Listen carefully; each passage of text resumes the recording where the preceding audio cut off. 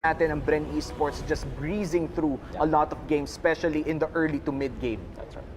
Meron tayong mga manlalaro. Ipagtabi natin sila mula sa non-turtle lane, Benny Cutie and Rebo. Actually, surprised na si Rebo ay mas mataas ang average KDA kay Benny Cutie. Pero kasi naman, si Benny Cutie ay mas hard farmer, I would say. Si Rebo kasi mas maaga siyang nagko-contribute sa team fights. At nakikita natin yun sa success ng BREN Esports. Kapag nakakuha na ng mga 1 or 2 items si Rebo, lumalaban agad siya. Now, compare natin yan kay Benny Cutie na mas farm-dependent. Kita nga natin sa kill participation, mas mataas kay Rebo. This means na si Benny Cutie ay mapupunta dun sa mga heroes na mas farm-dependent, pero pagdating ng late game, doon talaga sumasabog talaga. Silipin natin ang ating lane, ating gold, mid, and XP lane. Sino nga ba ang pupunta dyan? Ito ang prediction. Well, looking at this lane prediction, I really want to take notice yung ating featured matchup na magiging si Rebo versus, sino nga rin yung Wolf? Sorry, I forgot. It was Benny Cutie. Benny Cutie yun. Benny Cutie versus Rebo. Nasabi mo na mas maagang pumupunta si Rebo in actual team fights, actual skirmishes, which means mas maganda na mag-focus kayo, try to choke out the Rebo lane because if he can't respond, kung mabibigyan nyo ng space dito si Benny Cutie, he could carry. We saw that in week 2 and potentially in other games as well, pero week 2 talaga nag-shine ang Benny Cutie. Completely agree. I completely agree. This is a fight between two former champs. Who will dominate? It's time to start the fight. Eto na ang Ora Philippines kontra BREN Esports. Shoutcasters, pasok! Two teams na may ginawang first time sa ating liga.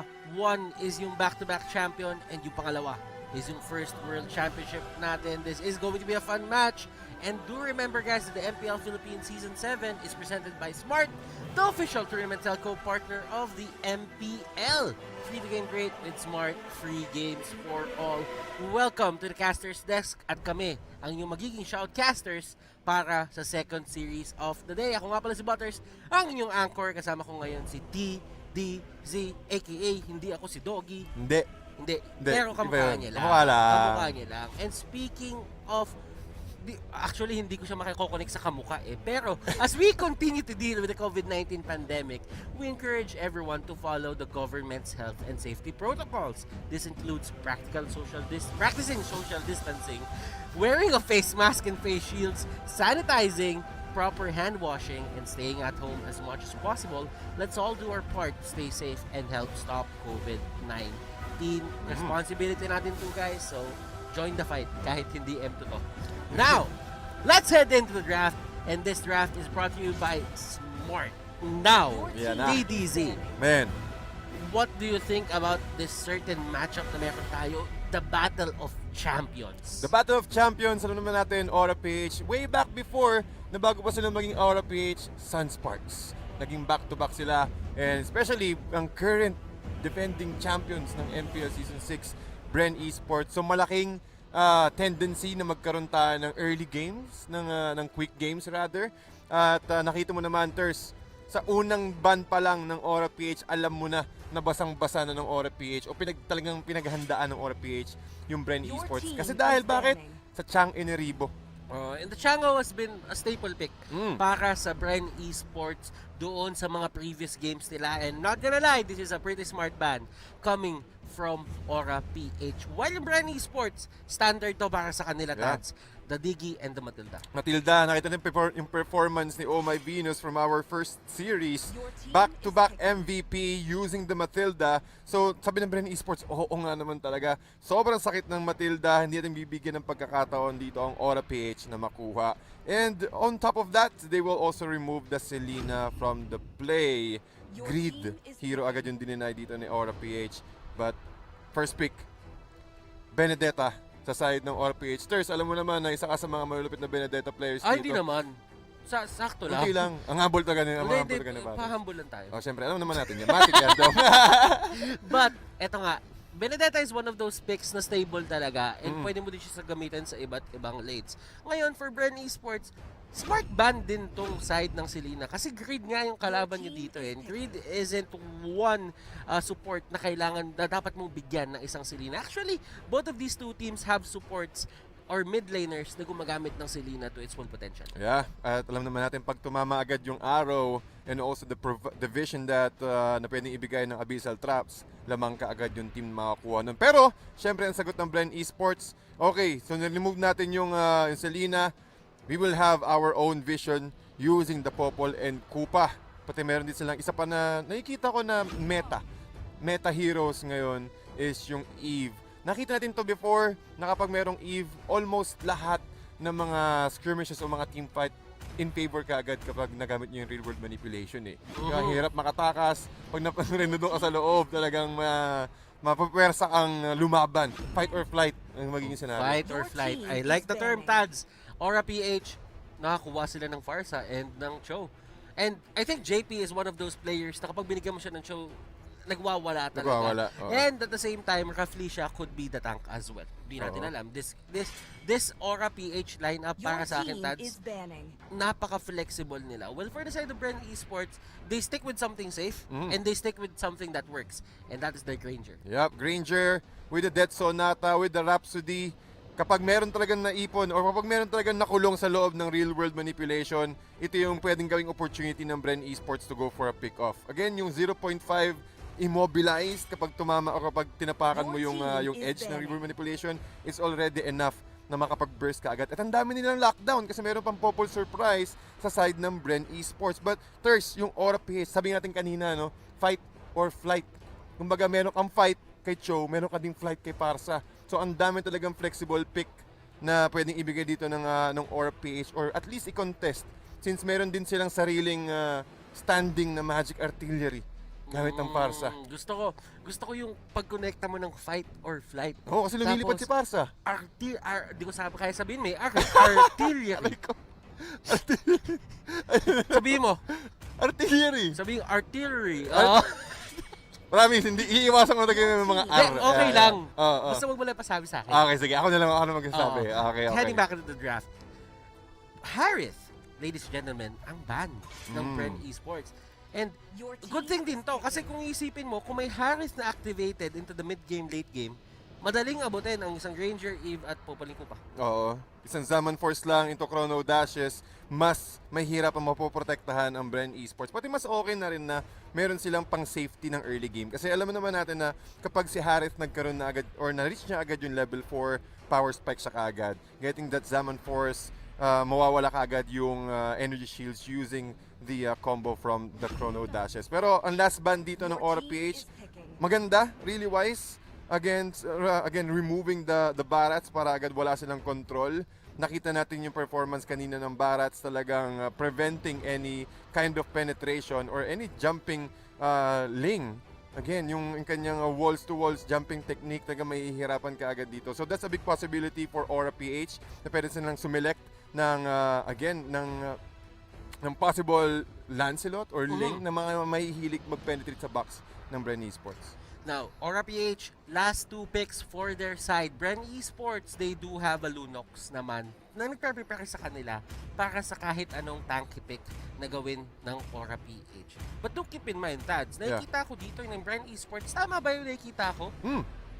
Ultimate dependent nga ba yung team or yung team composition nila as of now? Yeah, as of the moment, BREN Esports, ultimate dependent, pero meron din silang magandang pang backup with the Popol and Kupa. Again, the vision advantage ng BREN Esports is nandun ka agad. So, yes, heavily relying sa ultimates dito with the real world manipulation plus the chaos assaults. Kaso, ang kailangan nilang i-fix dito or gawing approach dito since Aura PH went for a double marksman is to protect the Eve as early as possible.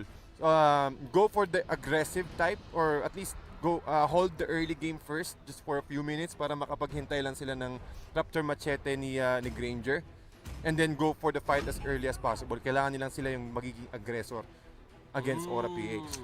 Esmeralda, BREN Esports going for something safe. At nakikita ko yung lineup nila dito, Tads.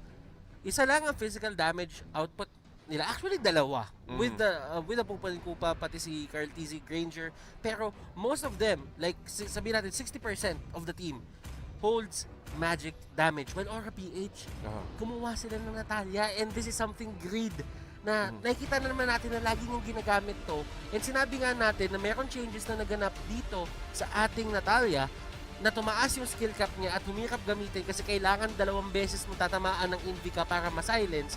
Pero with Greed's prowess and mastery of this hero, I really think na kaya niyang gawin to. Kaya niya talagang gawin yan. Again, once na comfortable ka sa hero na gamit mo, mas mataas yung energy level or rather yung power levels mo kapag nagamit mo ito. But again, well, idagdag ko lang sa nasabi mo kanina, Butters, no, talagang marami silang magic damage. I think it's okay kasi kapag marami kang kalaban na assassin, mas magandang i-burst mo sila kaagad using the magic damage. So, Fair tingin point. ko, ano lang balance lang ang mangyayari dito. Balance. Since yung Barats kanina wala ring opportunity rather excuse me yung BREN Esports na ma-take down kaagad or ma-lockdown yung mga double assassin ng Aura PH. So tingin ko pantay lang. Pantay lang ang tingin ni Sads. Pero pantay nga ba ang mangyayari? Para dito sa game number 1, malalaman natin yan in just a bit. And ladies and gentlemen, do remember that the MPL is under the regulation and the supervision of the Games and Amusement Board. Benny Cutie Ribo, sila ang spotlight natin ngayon. And double mage matchup dito sa may baba. At sa middle lane naman, nakita tayo mga grabe aggression ng dito, Thurs. And that is going to be something na kailangan mag-ingat ang BREN. JP, hindi siya nag-hesitate para gawin yan. And will he get away? Lusty, ginamit niya yung flicker at mukhang siya yung mapapunish. And that's going to be the Crystal, Void Crystal na nasa gitna ng lahat. At si Greed ay makakagat dito ni Kupa. Nako, at mukhang hindi pa rin taga tinatantanan. Since wala na si Kupa, pumapasok na dito kaagad. Pero nakakuha pa sila ng isa. Si Lord Hades, nakatatikdown niya rin si Lusty. And look at this, ito yung ginagawa madalas ng BREN, madalas silang pumasok dyan sa may jungle area ng kalaban nila. And Aura, knowing this, pinunish nila ng todo yung side ng BREN Esports. Sabi nga natin kanina, Thurs, no, na talagang BREN Esports ang magiging aggressor dito sa side na to. Pero kinokontest agad sila ng Aura PH. And nakikita mo naman kung gaano ka-aggressive si JP at si Greed. Talagang sina-shutdown nila si Carl TZ. Pero 4 na members ng BREN yung nandun. Make that 3. Tumba na yung isa. And another kill. Para kay Lance, Raflesia sumama na rin sa gera. At hindi na ata, wala nang laning phase. Away na Wala agad. na, bakbakan na kaagad. Uy! Away na agad. Ito, si JP, lumabas. Dash in, dash out. Plap TC, hinahabol ni Raflesia. Raflesia, sword intent, left and right. Absorb ang damage dahil dun sa shields. Pero doon sa may baba, may sarili silang mundo. Wow, kita mo naman talaga, bakbakan kaagad. 2 champions, hindi magpapatinag, pero lamang ang Aura PH by 4 points when it comes to KDA.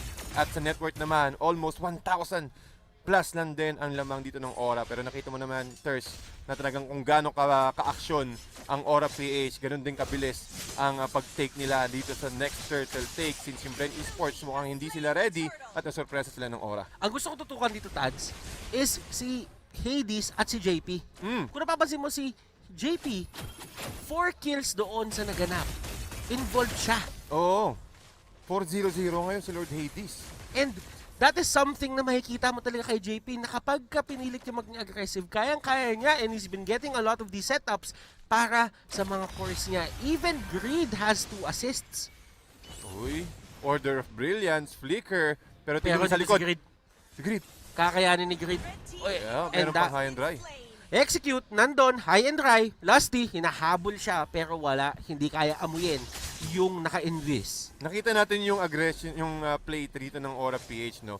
Again, nagamit ni Benny Cutie yung kanyang feathered airstrike at enough lang din yun na pwedeng na ibibigay niya yung kill dito kay Greed. And given the fact na ang daming assassin, this is a triple assassin lineup dito para sa Aura PH. So we're expecting a lot of aggressive play. We have the Dragon. And tignan mo naman, Phantom Execute, tamang-tama, saktong-sakto, Few with the real-world manipulation at sa may pinakagitna, JP will get away. At si Greed, titake yung kill kay Few. Lusty, hinahabol si Greed with the Kupa and we are angry, mawawala na. And laging nagkakaroon ng difference in terms of trading yung Aura and most of the time, Tads, sila ang nakakuha ng advantage. Yeah, pati lamang din kasi sila sa sa physical attack. Yun yung advantage ng Aura PH dito. Pero pag umabot tayo ng mid-game, once na nagkaroon na ng mga items yung mga mages ng BREN Esports, dun magkakaiba. So it's all about really playing aggressively para sa side ng Aura Page.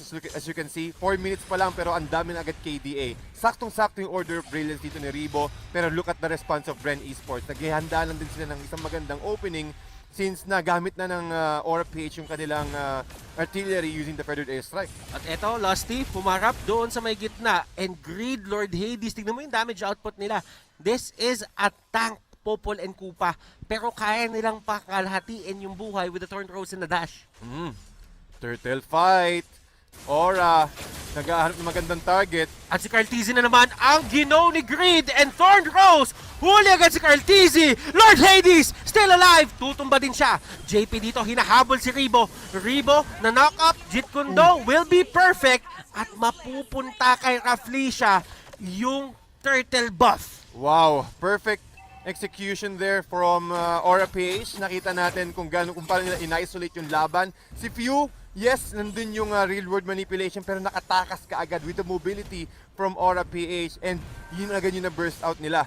And also, given the fact na si Lord Hades, ang aga niya kasi mag-power spike, 610 ang current, or 612 rather, ang kanyang current KDA. So, mahuhulit agad nila kagad si Carteezy. 0-3-0 siya, but with the Thorn Rose, halos kalahati kagad ang nabawas ni Lord Hades dito. So Carteezy needs to play carefully at dapat nandun lagi si Lusty para ma-protect nila si Carteezy with the sneaky attacks from Aura PH. At ganito, nagkakaroon ng vision yung side ng Aura. Si Greed papasok dun sa may loob at susubukan niyang huliin si Lusty. And Greed, matapang siya kasi meron talaga siyang mga dash. JP, nag-Jeet Kundo pa. At kung papansin ninyo si Carteezy dito, ilang reset yung nagaganap para lang makuha niya yung purple buff niya. Tats. At nakita natin dito, it's all about protecting the buff and also giving a lot of opportunity for Aura PH na makapag-farm. And talking about opportunity, Lord Hades nakakuha agad ng kanyang Blade of Heptasis. So kumakati na lalo at lalo mas madali na matitake down yung mga members ng BREN. Oh, Lord Hades!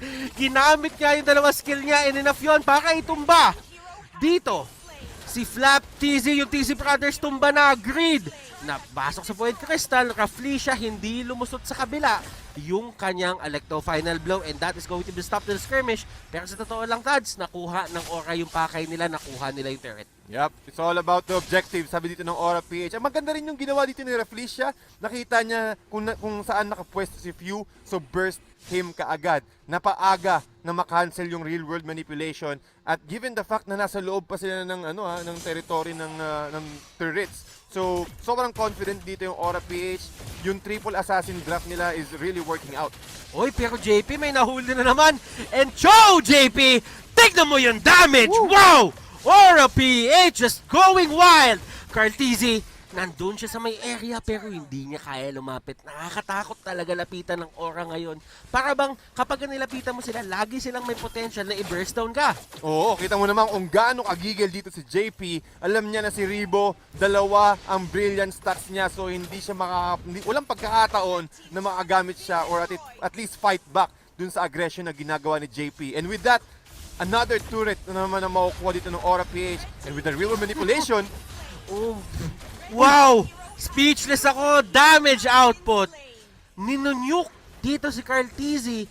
And to be honest, kahit anong gawin mo dito, wala ka talagang magagawa kung hindi umalis at subukang tumakas. Pero yung range, yung habol, yung chase capability, ika nga nila for the side of Aura, napakataas, Tads! Yup, napakataas at chase pa rin talaga dito ng Aura PH. Parang ang dami niyo bumabox out sa laro. Kita mo kalahati agad yung damage. Order Brilliance, nagamit na nga. Benny Cutie, tignan mo kung paano gagamitin yung feathered airstrike. Nandun siya sa labas. Hindi siya nagpapatinag kapag tinatalunan siya ng Falling Star Moon. And looking at the confidence of Aura right now, ito yung mga bagay na kaya nilang gawin. Tignan mo nga si Greed. Tumatama or pumapasok sa dalawa. May pupulin kupa pa yun. Tol, parang tatlong kumbaga sa basketball, tatlo yung sentro mong bumabox out. Oo. Tapos dalawang main scorer na tipong May 3-point shooting shooter. guard. Oo, may shooting guard at isang malupit na forward. Tapos point guard si JP. Point guard si JP. Nako, Tignan mo naman doon sa likod kung paano zinozone ni Raflesia. Grabe yung galawan nila dito. And that is BREN really fighting for their lives every single time na merong buff yung side nila. yeah.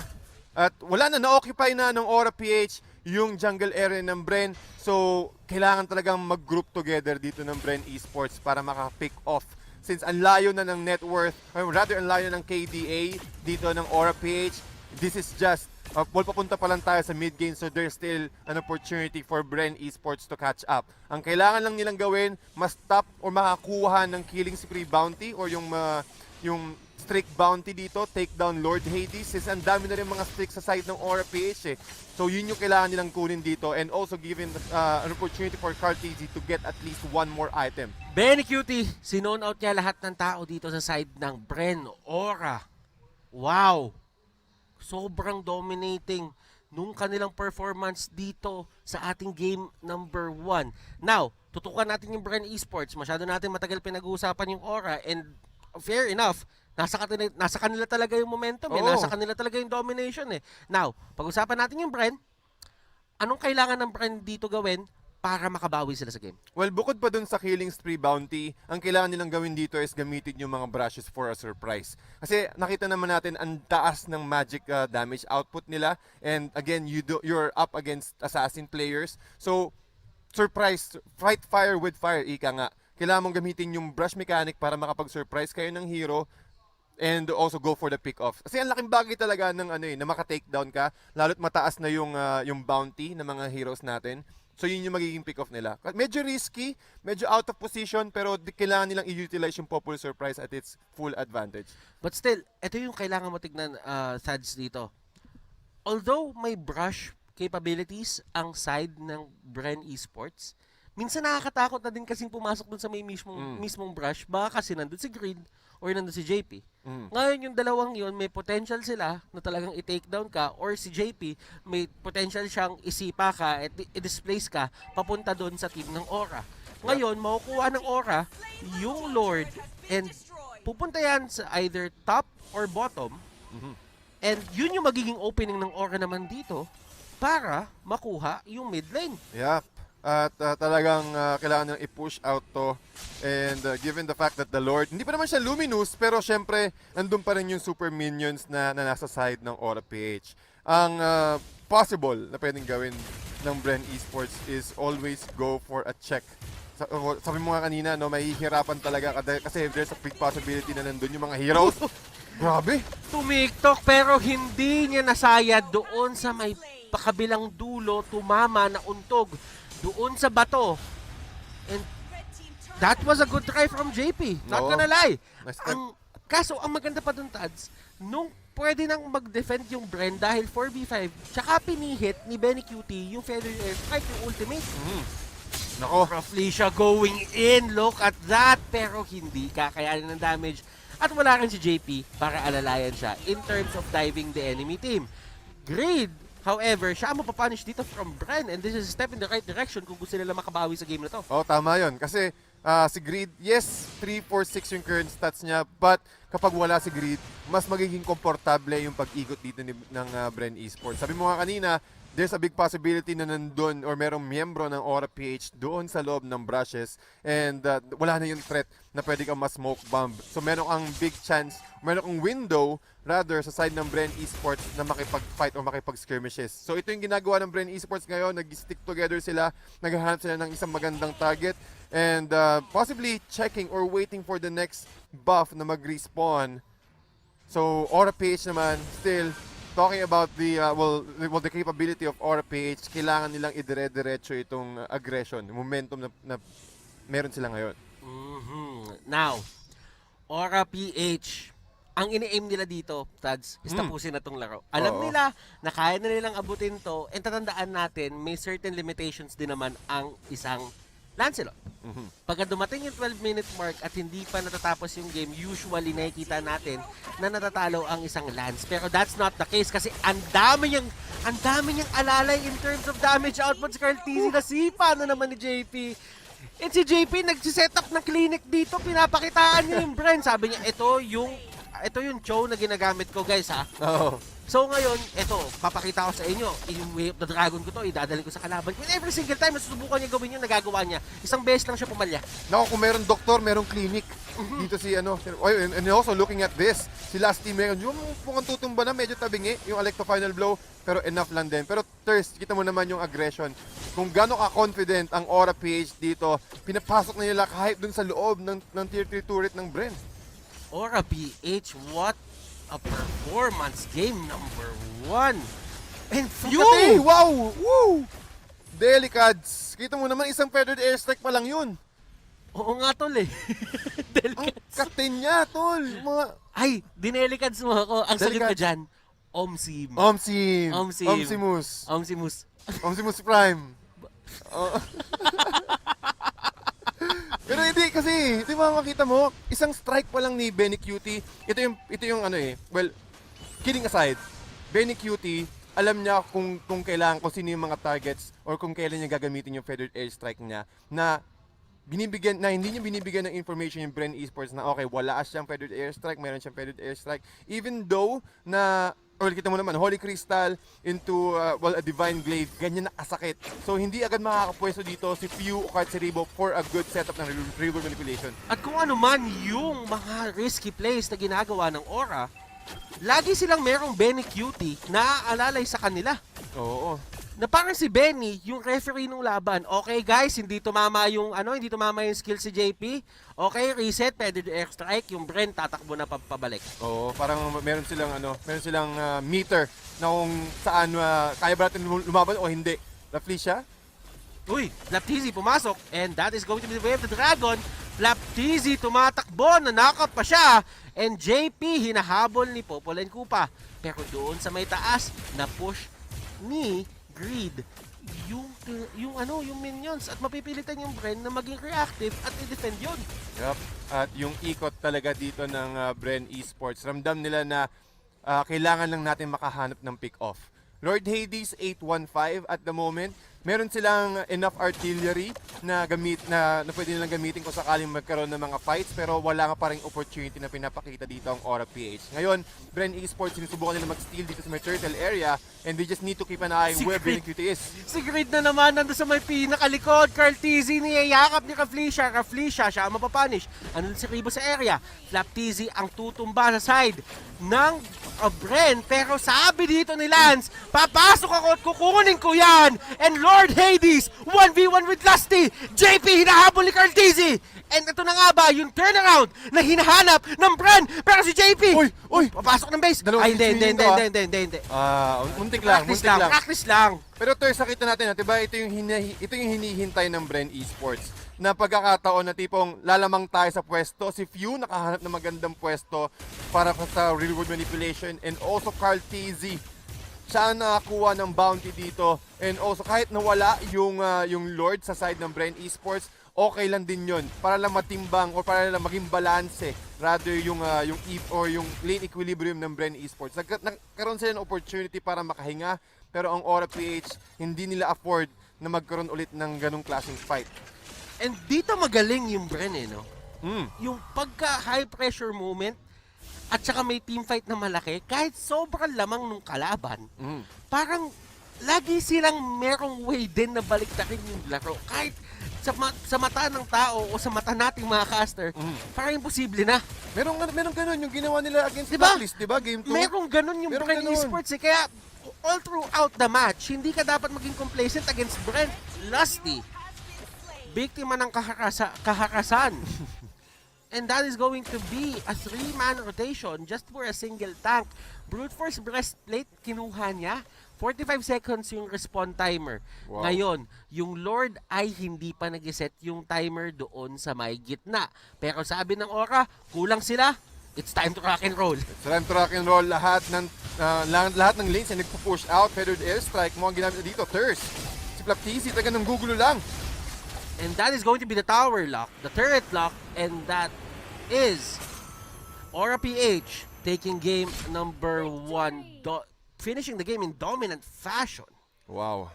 And this winning moment is brought to you by Oppo A9 Nakita natin yung aggression ng Aura PH at the start of the game. Talagang alam nila na yung BREN Esports magiging aggressive. So ang ginawa ng Aura PH, sige sabayan natin. Since lamang tayo sa physical outburst, ang mage composition kasi kailangan mo pa ng levels eh. Kailangan mo pa ng at least level 4 para makuha yung power spike. Pero sa normalan, sa basic atakan, nako, mas mataas yung level, yung damage output ng Aura PH at yung ginawa nila para mag-snowball.